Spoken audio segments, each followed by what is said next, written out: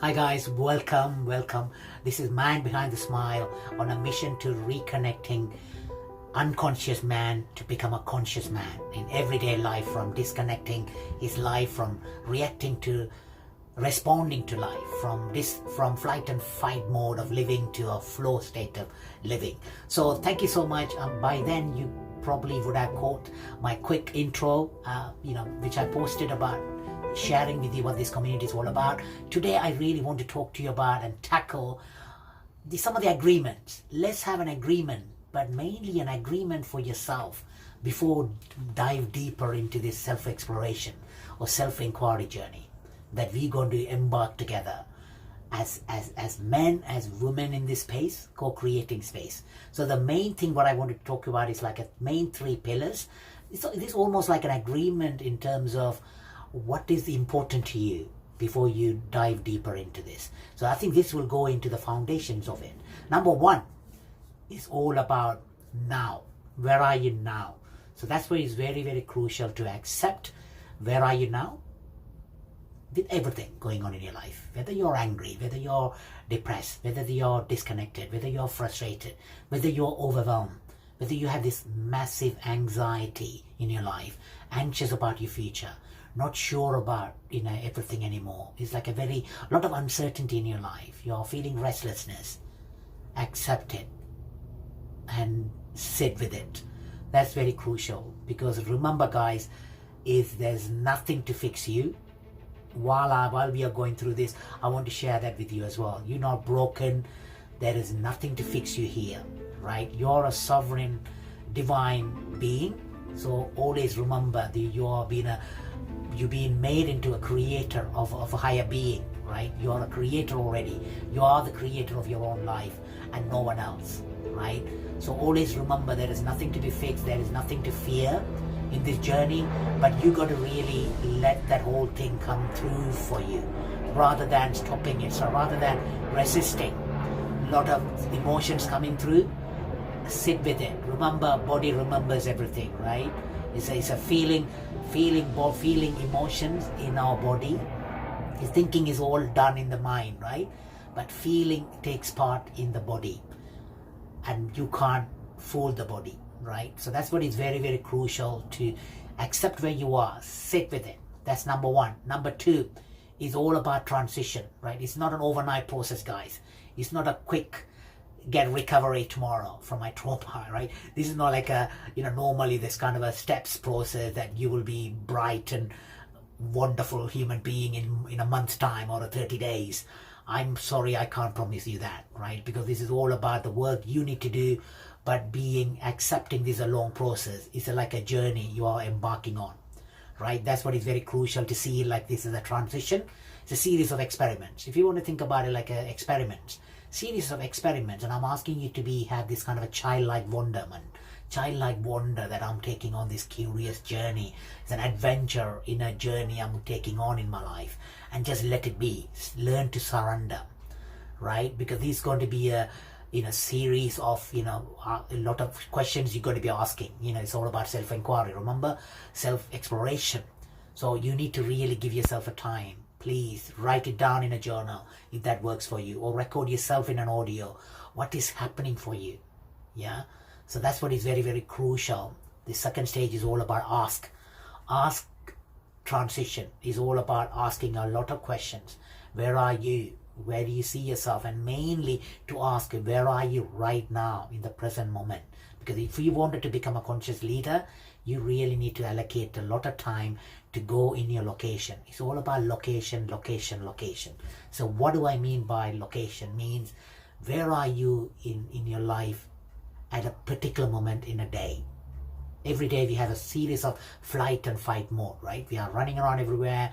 We are so busy. We got to look after the family. We got to look after the kids. I got to get the work done. Even though COVID kind of created this kind of a slowdown, but how many of us can really put our hand on our heart and say, have I really slowed down? Have I really come out of this business way of living my life and leading my life? So this could be one of the questions you may want to ask, right? So one of the big massive questions helped me over the years is where I am right now in my life. That may be a great question to ask, and just write it down. including your emotions, feelings, everything that's gone on. And what can you do to make things change in 1 week in your life? Rather than we have this 5-year plan, 1-year plan, always have a target. How I want to be at the end of this week. If I have all of these feelings, pent up, like a lot of frustration, am I going to get better? So I'm asking you to ask you, what do you need? Do I need support from someone? Do I need a guide in my life? Do I need to heal my past? Can I spot some trends and patterns been happening in my life? Or am I just happy just to go with that feeling of sensation of within me? I'm going to be let my inner guidance guide me to show me the way, the inner wisdom. You may already have it, but make sure when you're asking the question, don't let your rational mind, your gremlin, comes in and play the games, right? It will come in creepily without you knowing it. If you want to take on a project, or if you want to challenge certain old paradigms, or he or she will be there. Believe me, I'm one of them. So I'm still kind of keeping my gremlins at bay at certain times of a week, right? That's very crucial. If you're letting a rational mind to disturb you where you want to take your life forward, then that will become a resistance. Always ask the question, where am I making this choice in my life with? Am I making this choice from my heart space or from my head space? Yeah, it's a very crucial link you need to identify. If your heart really, your soul is really definitely saying something to wait, please wait. Don't make a rational decision based on some reactive mode of living. Sometimes even the gut instinct, sometimes it's better to sleep on it a day, just to go into the heart space, to ask the question, is it the right thing for me to do it right now? Is it the right choice for me right now? Is it the right relationship right now? So that is what I'm asking. Number 2 pillar is all about ask. Number 3 is all about becoming.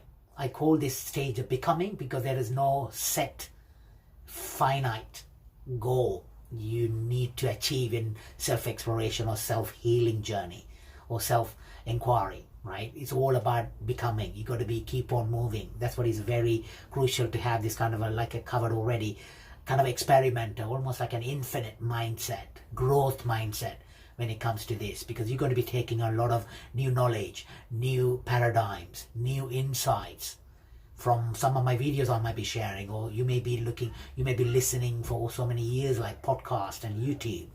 So that will all share a lot of information.